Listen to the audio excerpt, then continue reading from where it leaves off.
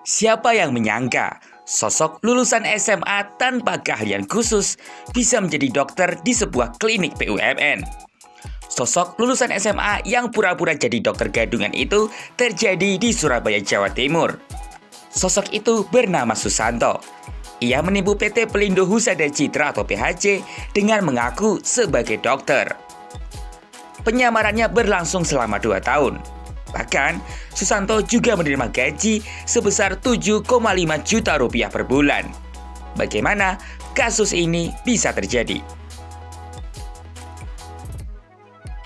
Jadi, gini ceritanya. Susanto melamar ke Rumah Sakit PHC Surabaya pada April 2020 dengan dokumen palsu, termasuk surat izin praktik ijazah kedokteran dan sertifikasi Hiperkes. Susanto memalsukan namanya menjadi Dr. Anggi Yurikno. Adapun Dr. Anggi Yurikno merupakan dokter asli yang berasal dari Bandung. Meski menggunakan dokumen palsu, Susanto berhasil lolos tes yang diujikan, termasuk tes wawancara yang digelar secara virtual. Susanto dikontrak selama 2 tahun, mulai Juni 2020 di klinik K3 PT Pertamina EP 4 Cepu. Jadi, bukan ditempatkan di rumah sakit PHC yang ada di Surabaya. Jadi, satu hal yang perlu kami tekankan bahwa YBS ini kami tempatkan atau direkrut untuk ditempatkan di klinik OHIH atau klinik K3 di Pertamina Cepu, bukan di rumah sakit PHC, seperti yang di berita yang sudah beredar. Jadi YBS ini belum pernah 1 hari pun berpraktek di rumah sakit PHC, murni klinik K3 yang ada di klinik Cepu.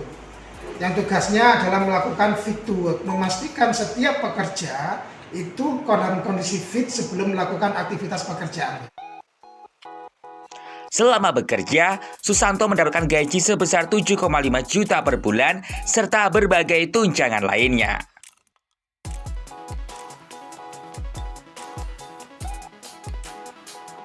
Aksi Susanto terbongkar saat PT PHC meminta Susanto memenuhi persyaratan administrasi untuk perpanjangan kontrak pada Mei 2023.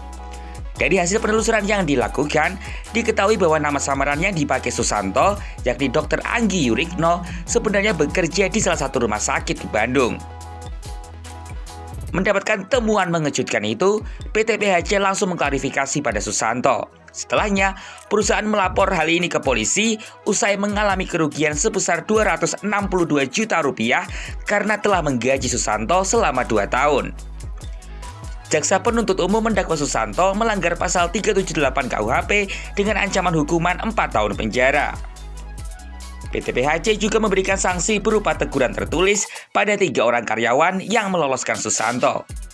Sebagai informasi, penipuan yang dilakukan Susanto bukan kali ini saja terjadi. Susanto sudah beberapa kali melakukan penipuan berupa pemalsuan identitas. Sebelum di Surabaya, Susanto bahkan pernah menjadi dirut rumah sakit di Grobogan, kepala UTD Palang Merah Indonesia atau PMI Grobogan, bahkan menjadi dokter spesialis obgyn pada salah satu rumah sakit di Kalimantan Selatan.